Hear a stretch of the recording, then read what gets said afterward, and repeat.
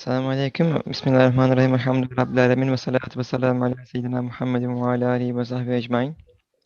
Hello everyone, again inshallah today we'll cover the Tibet Risalesi, the nature treatise from the Risale inner collection. This is our fourth installment. As you know, it is a relatively long, not too long, not the longest, but relatively long piece. But the gist of it so far has been about refuting three ways that we can think of that is, other than accepting God as the creator force behind things. So, and those three ways have been: first way being the causes creating things. Second way has been things form themselves, that things have somehow the power to fix themselves. And third way, which we will inshallah go in depth today, is nature creates it. It's natural, or in other words, natural laws pretty much dominate, and natural laws dictate how things are going to be, and they also create those things and bring those things to existence. So inshallah today we'll have again Dr. Turner from UK, but Dr. Prim again uh, joins us this week from Mississippi. And inshallah, I'll try to again moderate this session. Inshallah, based on how this session, how deep or how much we can cover this session, we can inshallah think about either continuing one more week to sum things up, or this could be the last week in this topic, but inshallah we'll see how things go. I don't want to really limit ourselves in that manner. Okay, so inshallah I'll read about it. Bismillahirrahmanirrahim. 20. So we are reading from the 23rd flash, from the Flash's book of the Risale collection, which itself is about nature. The third way. So this is the third way. Nature necessitates it. Bismillahirrahmanirrahim. Nature necessitates it. Nature makes it. This statement contains many impossibilities. We shall mention three of them by way of examples. But inshallah, we will be covering two of them today. We'll read the first one now and then the third one. Again, for more insights onto other previous two ways as well, we have skipped some of the impossibilities. Each of them had three. We only covered like one each. And for reference, I encourage our attendees and listeners to go find this book, Nature, Cause or Effects, in a small booklet, or in the Flash's collection. It is the 23rd Flash. So nature necessitates it, nature makes it. This statement contains many impossibilities. We shall mention three of them by way of examples. First impossibility: if the art and creativity, which are discerning and wise, to be seen in beings, if the art and creativity which are discerning and wise to be seen in beings, and particularly in animate beings, are not attributed to the pen of divine determining and power of the pre-eternal Son, and instead are attributed to nature and force, which are blind, deaf, and unthinking, it becomes necessary that nature either should have present in everything machines and printing presses for their creation, or should include in everything power and wisdom enough to create and administer the universe. The reason for this is as follows. The sun's manifestations and reflections appear in all small fragments of glass and droplets on the face of the earth. If those miniature reflected imaginary suns are not ascribed to the sun in the sky, it is necessary to accept the external existence of an actual sun in every tiny fragment of glass, smaller than a match head, which possesses the sun's qualities and which, though small in size, bears profound meaning, and therefore to accept actual sounds to the number of pieces of glass. In exactly the same way, if beings and animate creatures are not attributed directly to the manifestation of the pre-eternal Son's names, Esma-ül Husna, eh, it becomes necessary to accept that in each being, and especially animate beings, there lies a nature, a force, or quite simply a God that will sustain an infinite power and will, and knowledge and wisdom. Such an idea is the most absurd and superstitious of all the impossibilities in the universe. It demonstrates that a man who attributes the art of the creator of the universe to imaginary, insignificant, unconscious nature is without a doubt less conscious of the truth than an animal. So, shall we had read this last week with, of course, Samet Abi he was here, um, but inshallah, our listeners are somewhat familiar with the text. So, inshallah, I'll try to first though cover this and talk about how we can think about this example. And there was a question after last week and that we received, like it would probably be also helpful if you also distinguish a bit more like this the third way, the nature, how it is, how it could be different than the other two causes, and it forms itself, because there is some sort of external sense I feel with the nature, and how can we understand that? Maybe we should turn first to Dr. Prim. Harun abi, would you like to? Harun is fine, Okay. Selamünaleyküm, everyone. Um, Hi, everyone. Good afternoon, good morning, based on the time zone. I'm not sure. Uh, this topic, as we had started, it is also linked to I, Ene. So, as we know in our contemplation, the universe is like a human being, a giant human being. And a human being is partly a small universe, or we can say a small, a very compact, natural in this sense, when we reflect between I and nature. I wanted to take a look into other texts by Said Nursi, and it seemed remarkable to me in one of his treatises. There's a book exegesis by him named Isharatul Ijaz, which shows miraculousness of Quran by the letters of the Quran, and the orders of the letters, orders of the words, whatsoever. It's an amazing book. So over there, he brings this nature discussion or into discussion by Suratul Bakara, verses 21 and 22, which is Ya eyyuhan nasu budu. All people, all human beings, just worship Allah, worship God. The verse starting like this.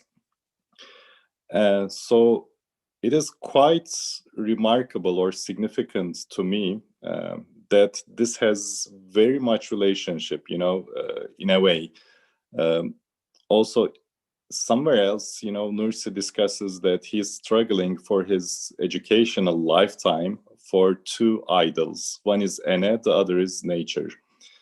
So obviously, again, turning back to this Surah Al-Baqarah verse, Ya Yuhan Nasu Budu, my first catch is nature turns out to be a very nice idol, so nature is perceived as an idol, and it is something to struggle for, especially for Muslims, for believers.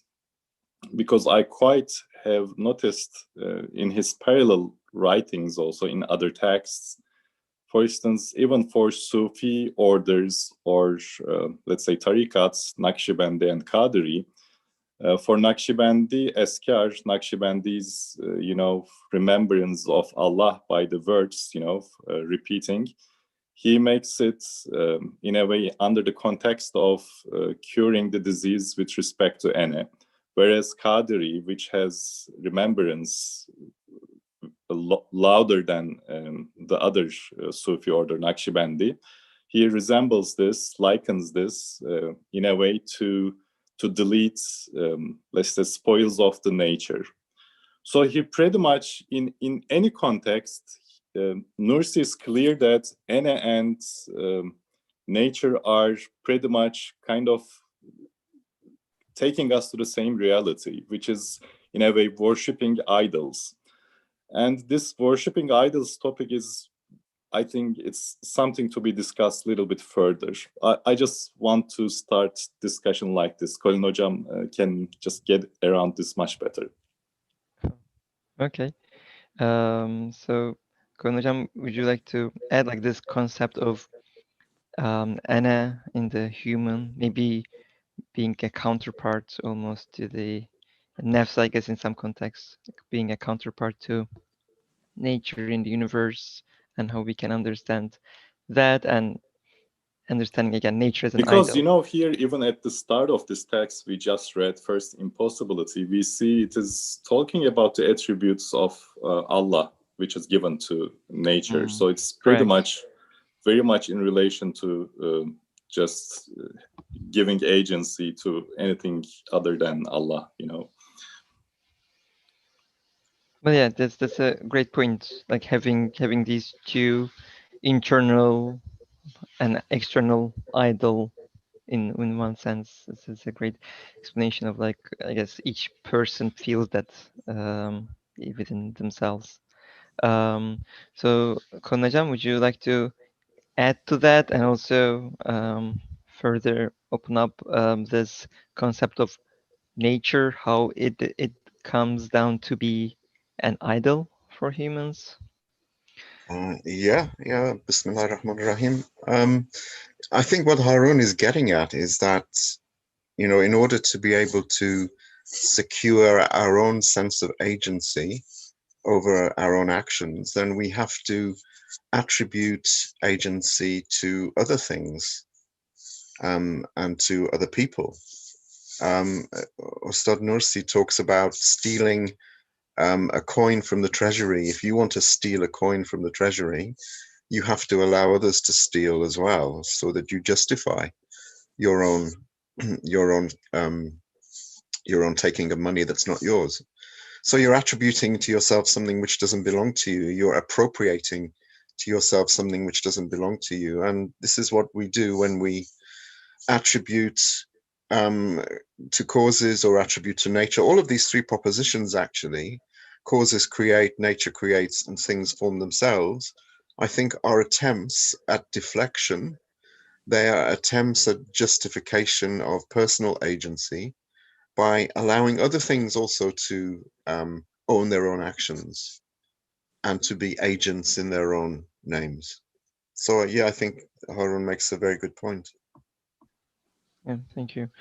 Um, and in terms of nature and its difference from the other two ways, Yeah, causes this is versus this this is the difficult thing, isn't it? Because to say that nature makes it yeah, or it's natural seems to me to be a strategy that serves to mystify and to obfuscate, really. It's so vague, it's so elusive that it's actually, I believe, utterly meaningless. What does it mean?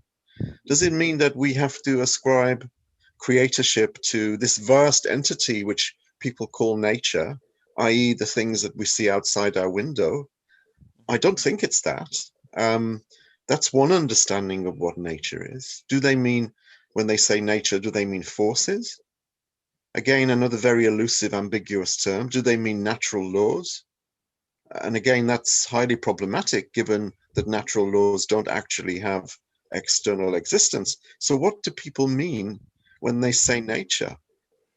You know, this vast entity which we see outside our window, trees, flowers, clouds, rivers, and so on a popular level, that is what people call nature. I don't think this is what people mean, although it's certainly how a lot of people understand nature.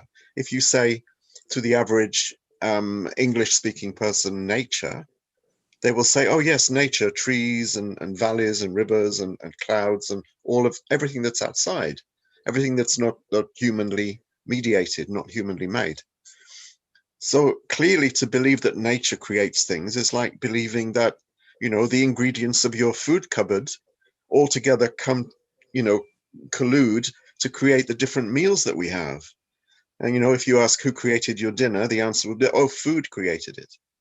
You can see how much of a non-starter, a meaningless non-starter that is. So when Ostad uses the word nature, I don't think that this is what he means.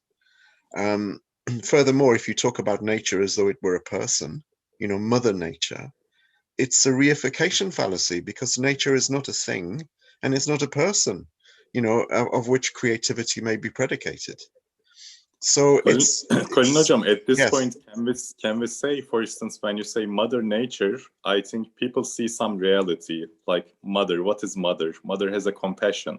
So I think over there the observation is with the compassion, but they don't attribute this compassion to the real source, to the creator, but they're attributing this to nature. yes, absolutely. They have to find something which is similar, which approximates to their idea of a kind agent.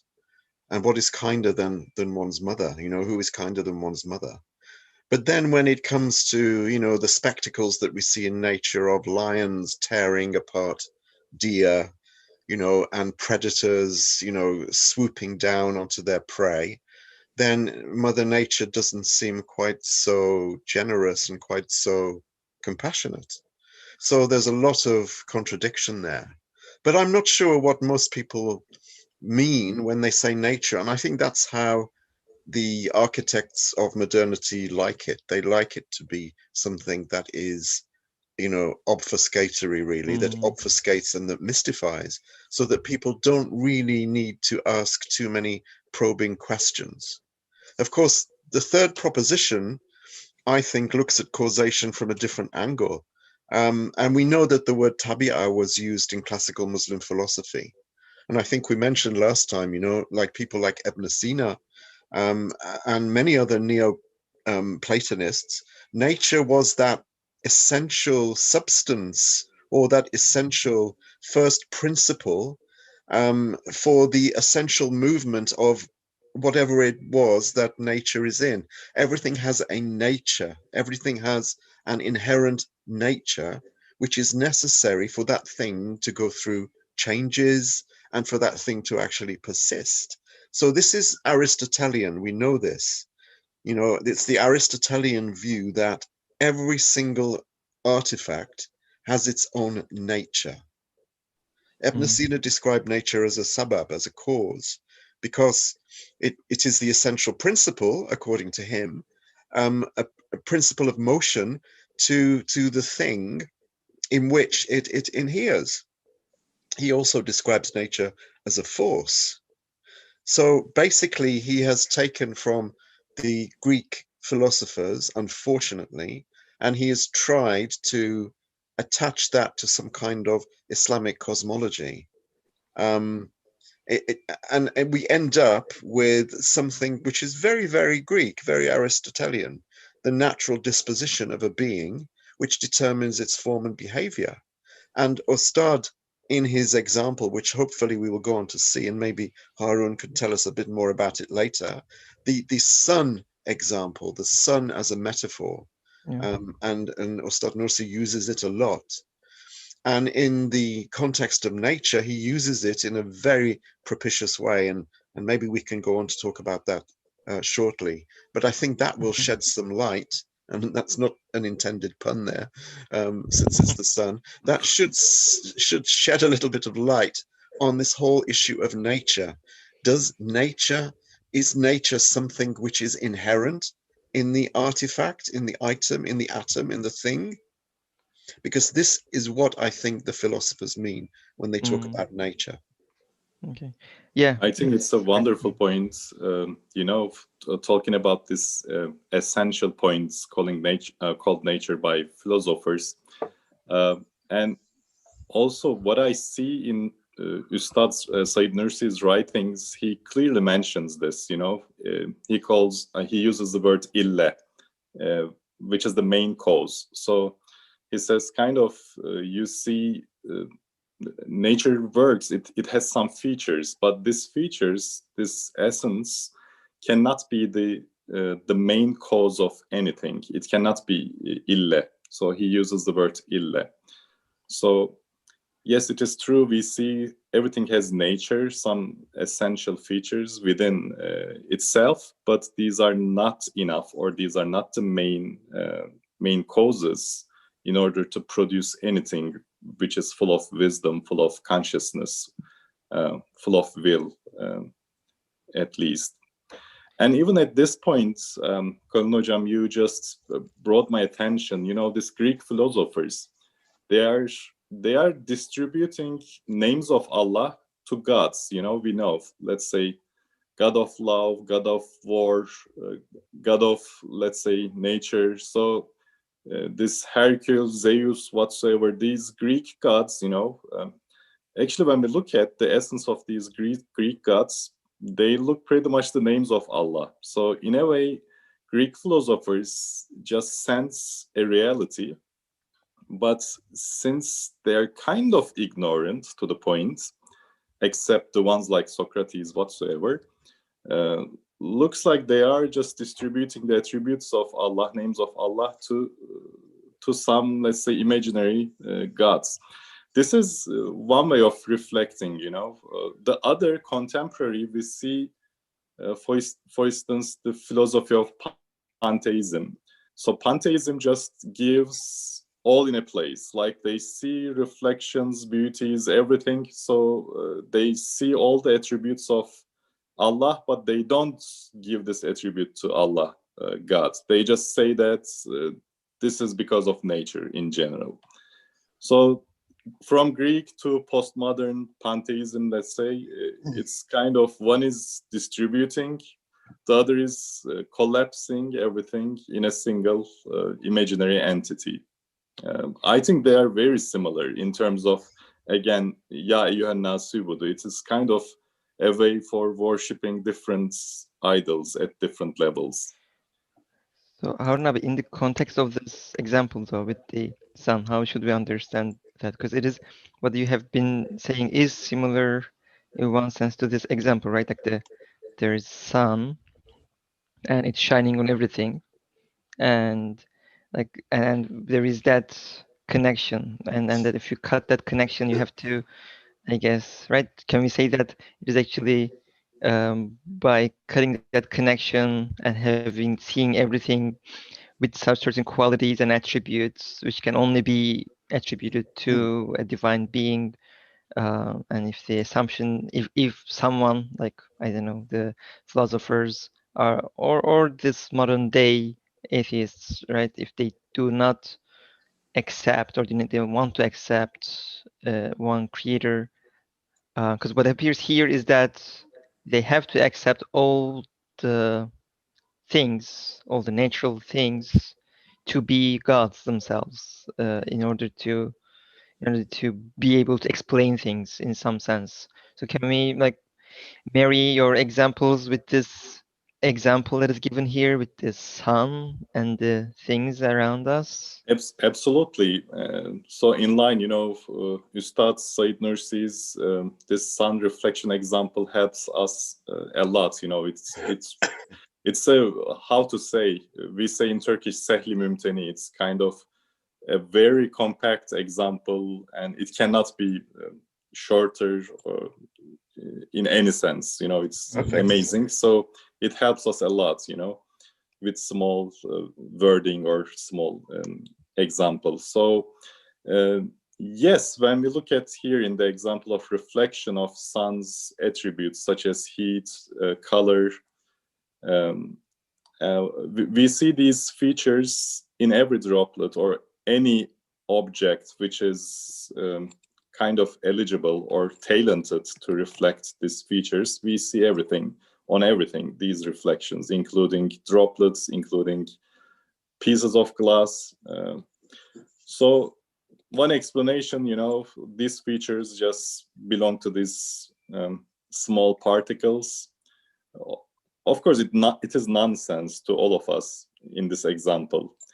But it is also true, we see reflections of some Allah's features, creator's features on every creation. So every creation is like mirror to Allah's attributes. So if we don't see this, like in the example of the sun reflection, then we have to clearly attribute all these wisdom, omnipotence, omniscience, so all these omni dot dot features to the beings, to any object that we see in our worldly life, let's say. Anything that you would like to add there, Kunujam? And we can talk about this example, and I would like to leave some time for the next example as well, which is also itself a very deep one. Yeah, I think at some point someone should do a study of Ustad's use of the sun as an example of divine unity. He does it often, and I don't think that it's appreciated enough because what he does with it is incredible. He uses the sun as an example of divine unity. And in this particular example here, we see that the sun shines and it's reflected in every luminous drop of water, every luminous shard of glass, every luminous bubble on the sea's surface. Those are usually the three things that he uses as examples. And the sun governs through its reflection, through the heat and the light that are received by all of these different recipients. So, as Harun said, if you deny the existence of the sun, then you would have to admit to yourself that instead of the reflection, every luminous artifact would actually have to be home to a real individual tiny sun. There would need to be a real miniature sun in every single atom, actually, rather than what we see now, which is a reflection of the sun.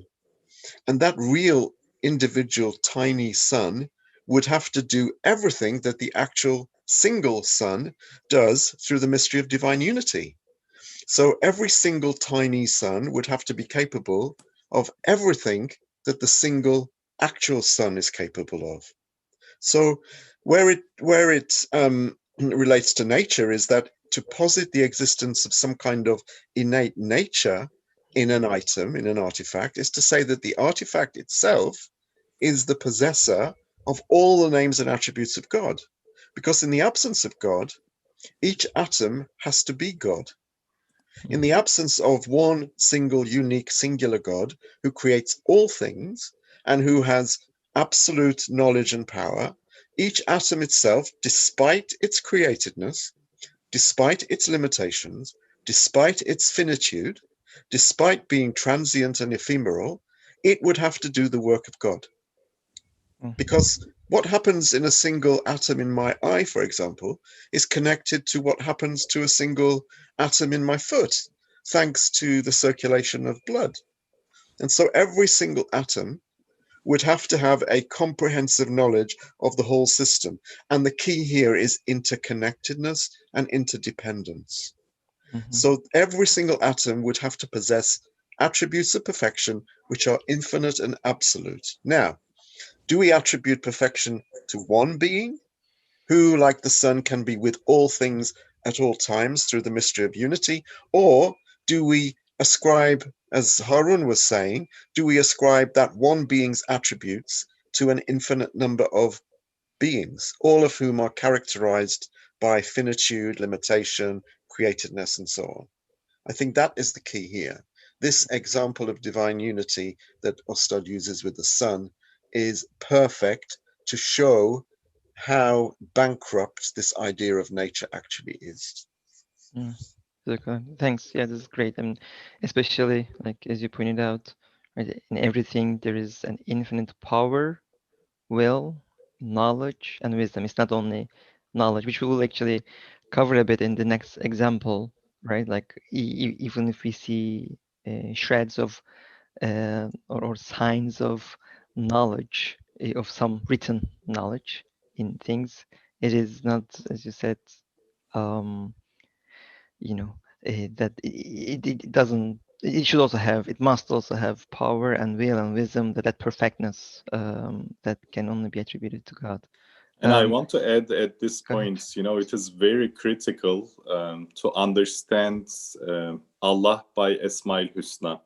I think it's our essential job as Muslims in the first place to understand creation by Esmail Husna, by the names of Allah. It is very critical.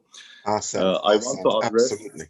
Sorry. I want to address to 24th word by Said Nursi, second branch of it, where he clearly discusses beautifully and in a clear depth. It's an amazing treatise. So he over there mentions, if you see some of the names of Allah, but neglect some, then it will be problematic. Such as over there also he's giving the example of nature. So he says, if you see Allah's name Qadir and Khaliq, so Allah all powerful and creator names, but if you neglect from the name Alim, all knowing, he says, then you can just drop into nature, drop into spoil of nature. So this says a lot to me. We are saying nature because we lacked understanding the name Alim. So Allah all knowing, what does it mean? Once I'm not clearly in depth in understanding this name, obviously I will be saying nature, natural, whatsoever. That's an excellent point, really. And Mm, that is the key to divine unity, isn't it? It's to be able to take on board all of the divine names in all of their fullness, all of them together, working, you know, um, in harmony, collaborating together in a sense. Even though sometimes, we have this idea of constellations in which one particular name is more prevalent than another. All of the names are there working together. And that's an excellent point. If you just take out one of them, take out, for example, Alim, then, you know, nature then has to be responsible. It's very, very easy if we take out the names of Allah, or if we use them indiscriminately, to end up with something that is disjointed and not complete, perverted, inverted even, mhm. and just unreal. So it's very important. And this is the key to Tawheed. And unfortunately, as Muslims today, we have forgotten about the theology of the names, and Quran is full of it. Why Yeah. do we take it so lightly? And as soon as someone starts to talk about divine names, they say, "Oh, he must be a Sufi." Of course, then you are tarred by that brush, and you can't say anything else. So, we have to resuscitate, the Quranic theology, which is the theology of the names. Yeah, great Absolutely. point. Great point, Nicola. In the interest of time, I'd like to go to the second piece, second part, which is the third impossibility, because it is. I think it opens up a different aspect of nature, probably around knowledge and shreds of knowledge that can be found in natural laws and things like that, and how that is also not really creator. So inshallah, I'll try to read this if you don't object, and then we can maybe connect the two of the impossibilities and then talk about this a bit. Does it sound fine? Does it sound fine to Sounds you? excellent. Okay. Sounds good. Bismillahirrahmanirrahim. Third impossibility.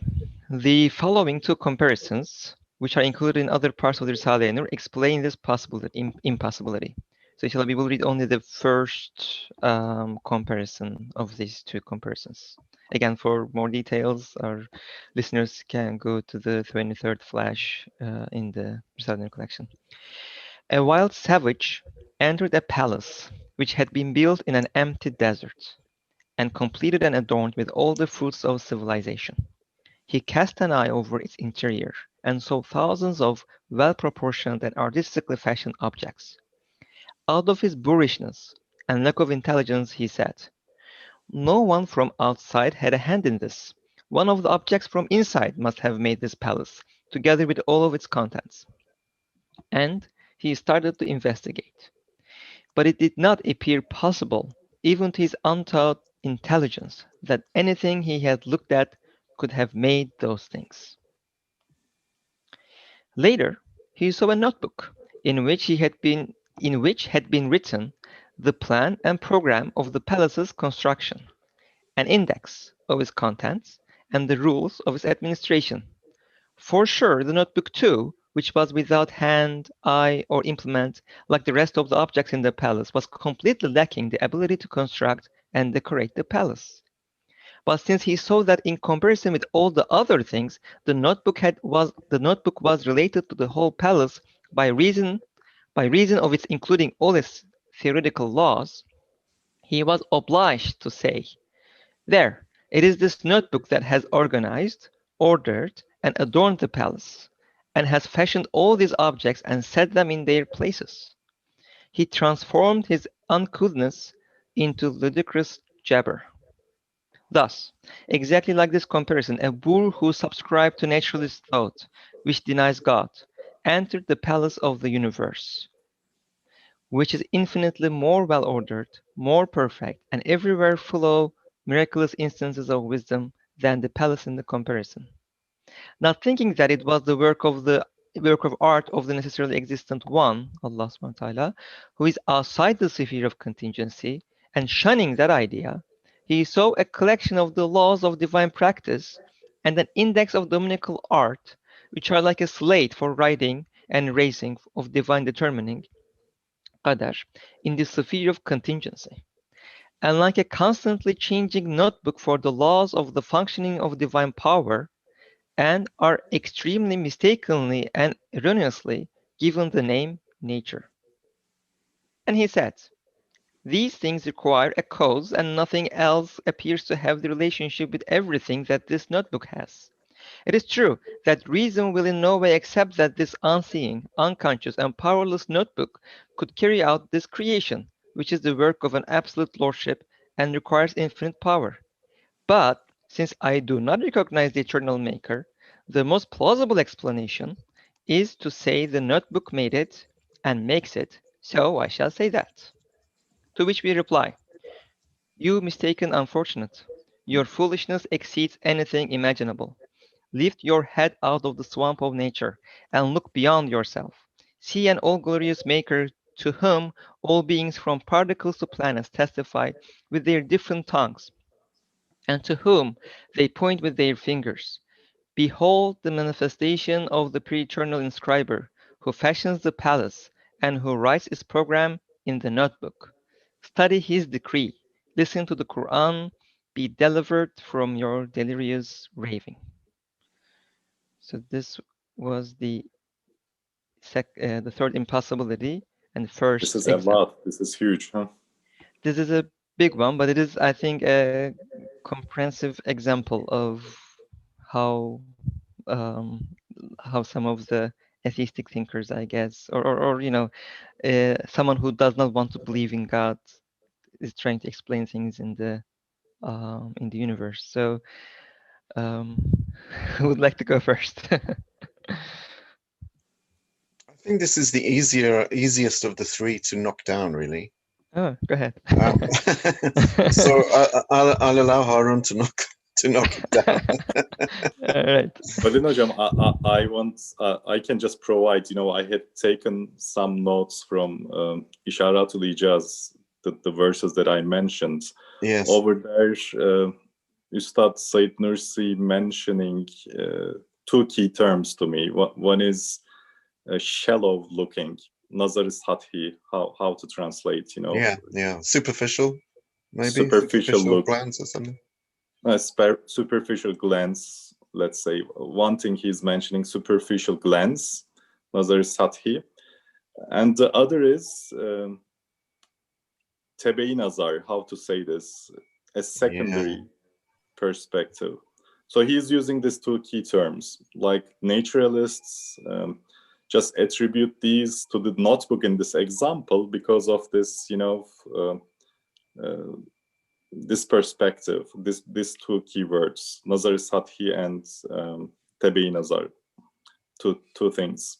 Maybe if you want to take upon these two keys, I think these are very important and very truthful. If I, as a scientist, if somebody confesses himself, like, I didn't care, so I just said nature.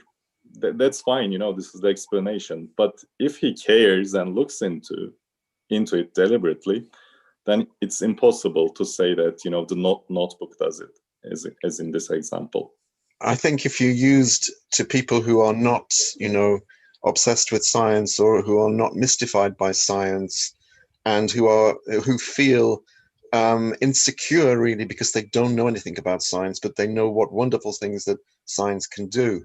And we know that the naturalists and the atheist materialists, they mystify us and they obfuscate through mystification, through smoke and mirrors.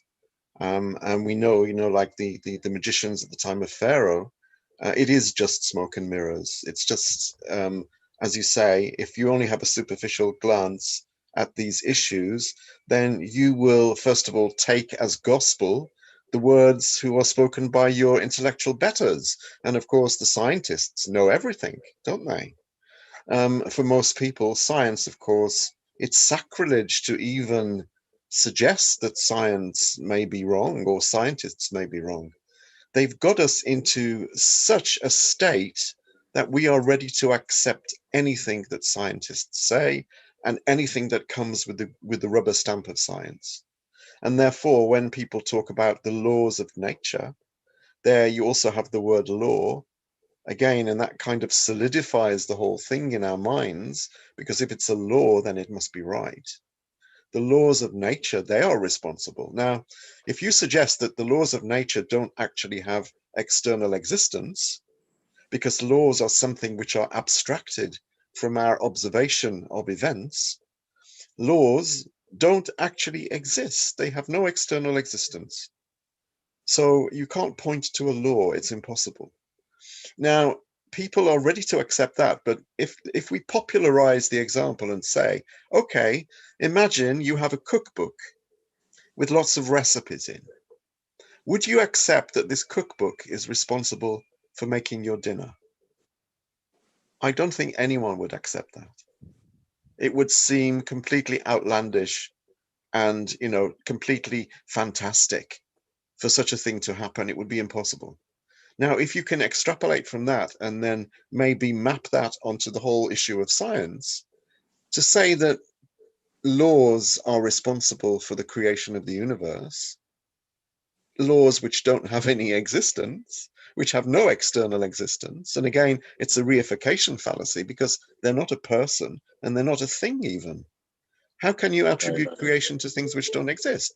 I think people would understand that much more readily if you were to popularize or maybe democratize the example and say, a recipe book, because most people have come across a recipe book, but most people haven't read anything on quantum physics. I think they use the laws of nature as a mystifying trick, and it is like the emperor's new clothes. It's meaningless. Yeah. And interesting, I mean, I would like to inject a little bit here because the cookbook example, as well as this notebook example, sometimes, it might be seen as relatively abstract, but then again, it is very real, right? Like, because someone had given me the example when I was reading this. When you look at DNA, right, it's literally the notebook that is seen within a cell. And that, like, it's literally a book. It's literally that recipe book, that notebook is like one-to-one correlation, I guess. So just to, give that example here. And aside from that, should we understand like the natural laws, or what we call like laws of nature, uh, as this notebook? Well, how should we understand, like, I guess it's also called like divine laws, I guess. But like, how should we understand in the DNA is one example, I guess, but It's a also for description, isn't it? The natural laws are descriptions of what we see, and they are abstracted from our experience of yes. repetition. So we observe things, we observe cause and effect when we observe certain things happening, excuse me, and then we abstract from that a law. So it's a description of what is happening. It's like saying that, sorry, excuse me. It's like saying that a guidebook to Istanbul is responsible for constructing Istanbul. It's the description of Istanbul. It shows you an A to Z of the streets. It has maps. It has diagrams. If you are ready to accept that laws can create a whole universe, then you should be ready to accept that a guidebook to Istanbul is capable of constructing Istanbul. Even a nice example by Professor Yunus Çengel, I liked it at the time very much. He had mentioned, like, think of you are having a USB drive or having a compact disc, and just inserting this drive or compact disc into soil, and all of a sudden you see that trees are growing out of this flash drive and compact disc. So we would be amazed. So the same thing is happening with the seed. The seed only has information inside, which is DNA whatsoever.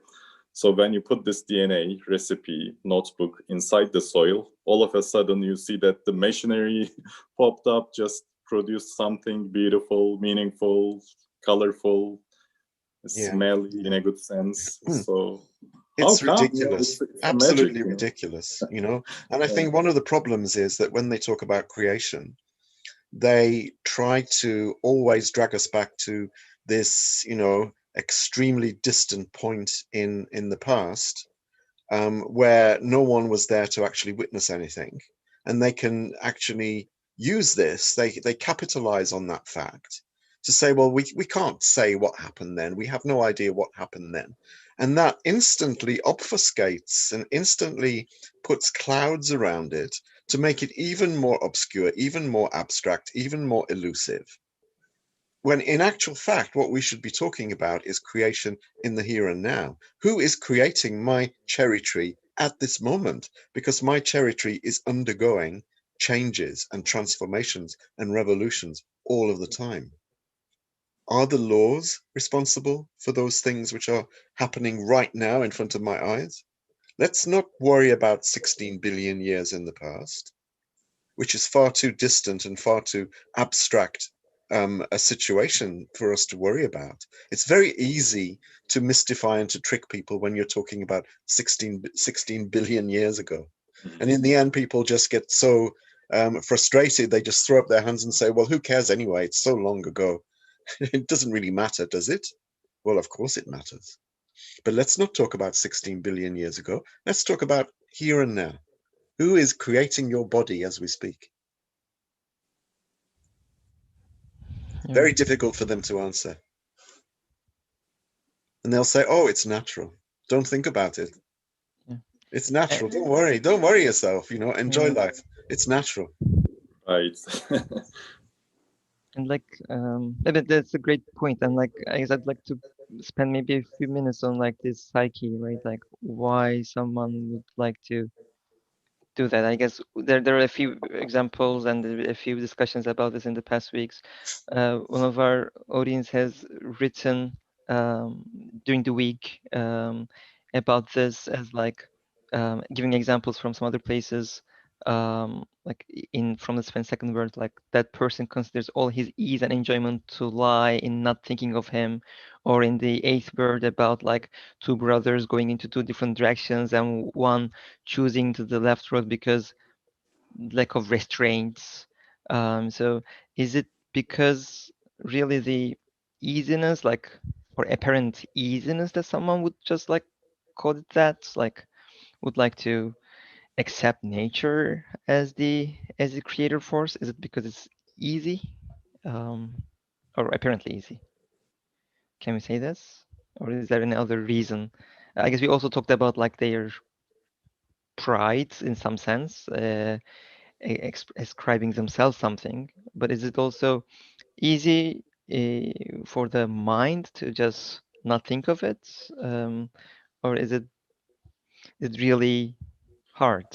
But they I have one more note that I took from Mesnevi Nuriye, go ahead. Hubab, another book of Said Nursi and another text by him. Mhm. So over there, he is questioning, how come, all these thinkers, philosophers who just invented steam machines, whatsoever. So how come these guys cannot see the realities of Quran, or how come they are ignorant on the realities of Quran. So in response to this, he is addressing to the faculties of human being. He's mentioning that mostly what I understand, of course, they are just too much on their intellectual capabilities. But since they got far away from the meaning, um, getting far away from the meaning means getting far away from the faculty of heart, especially. So since they are far from heart, it's a heart disease, you know. And when you have a heart disease, uh, the eye of your heart or perception by your heart, will not be functioning. And actually, our heart or our spirits is seeing the meaning. So once you don't see the meaning, then you are trapped in the spoil of nature or naturalism. This is I think one wonderful explanation in terms of human faculties. Makes sense. Konabe, any other input about that piece, or like No, the I can't psyche, say anything to. or also the I psyche on just like agree with what he's saying. about Sorry. like the lack of restraint and like the reason someone could choose to explain things with nature. Like we said, Anna is one reason, and the other is an apparent ease. It's also mentioned in some other place in Risale-i Nur, I guess. Like there is like this in unbelief, there is the lack of care, I guess. What does it bring to human beings? I mean, just to analyze this a little bit, like why is someone content with an explanation of a notebook? Why would they try hard to explain things with nature and although and like stay at a level of superficiality um, and insist on that? I mean, is it because they don't want the pressure of being created, or is it like a pressure? Is it something, I guess, lowly? It's too much trouble. Mm, And also, we're told, especially if you've been born in England or UK, that you don't talk about religion and politics in public. So you try to, as soon as any discussion begins, which may end in a discussion about God, then you short circuit it, and you try to bring the quickest and the most intellectually satisfying answer that you can think. So you say, well, yeah, it's evolution and it's nature and it's natural laws, and that's it. You don't need to discuss anything else because it's all been sorted. Science has sorted everything. And why you do this, again, it's a very personal thing. I think that, Ustad has made it quite clear that there are two kinds of unbelief.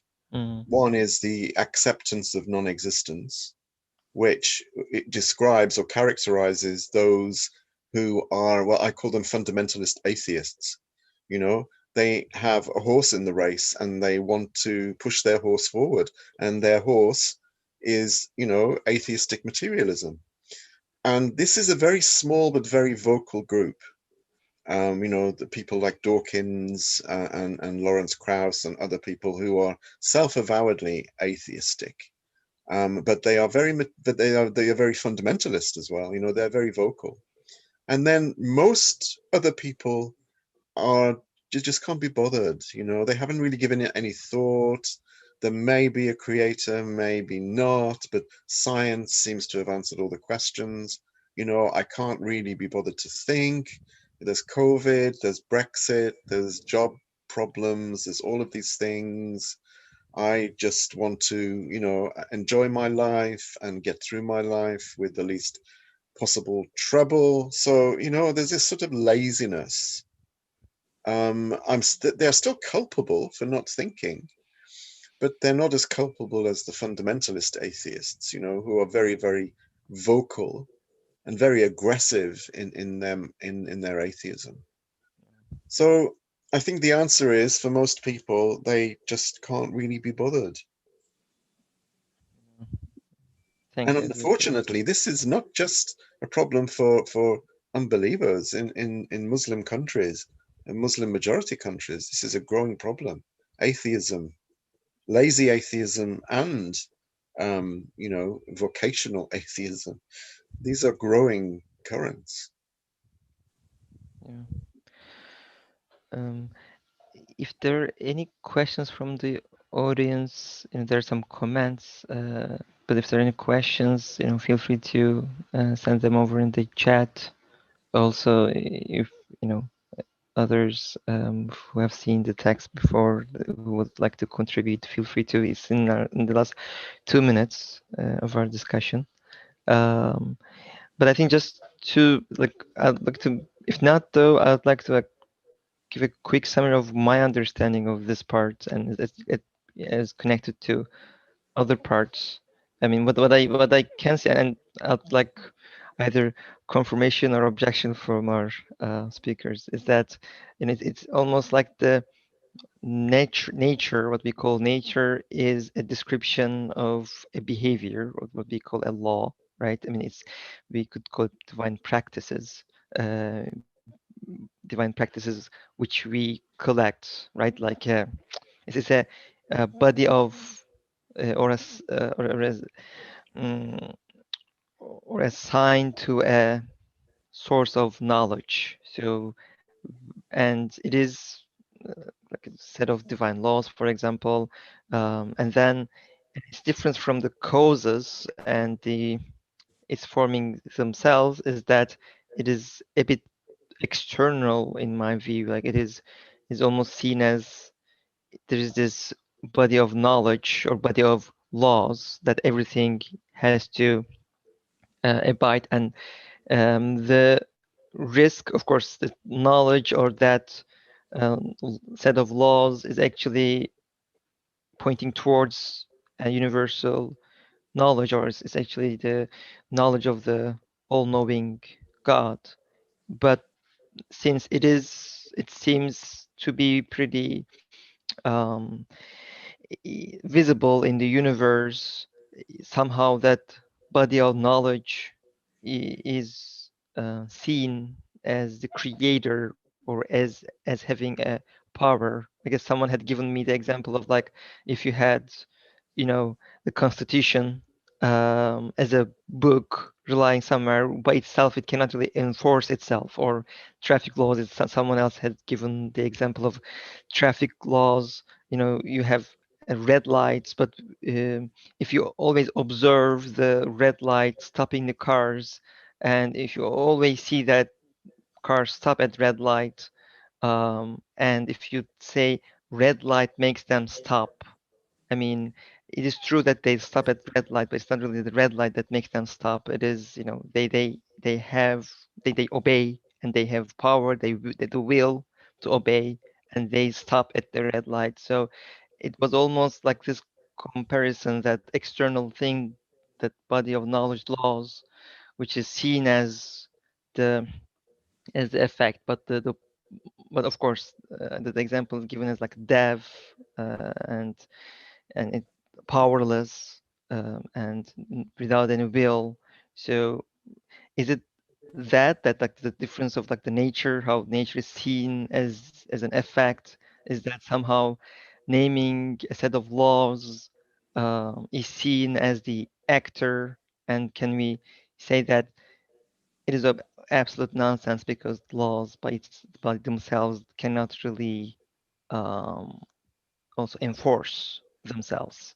Um, can we do maybe kind of an it was a bit longer than I anticipated, but um, could this be some sort of a summary of this part? What do you think? Any thoughts and final thoughts on that? More than summary, it's an explanation of it, huh? Yeah, I agree. And, okay, I'm glad that you agreed then. Jazakallah. So we are out of time. If we don't have any other questions or comments, inshallah.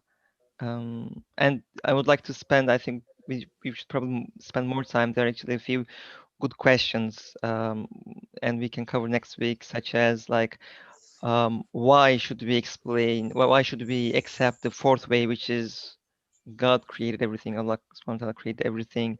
Why should we accept that one as the only other alternative? Or other questions about like having things like doesn't it hurt? Does it hurt to have these like nature and things as some sort of agents of the creator that have some power?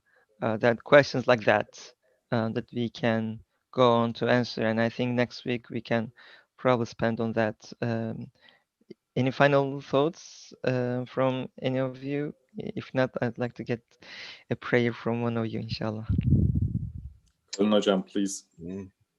I don't have anything to add to anything that's been said. I think you rounded it up very well. So would you like to finish the discussion with a short dua, inshallah? Yeah, inshallah. Subhanaka la ilma lana illa ma 'allamtana innaka antal alimul hakim. Oh Lord, the only knowledge that we have is the knowledge that you have bestowed on us, and you are the omniscient, the all-wise.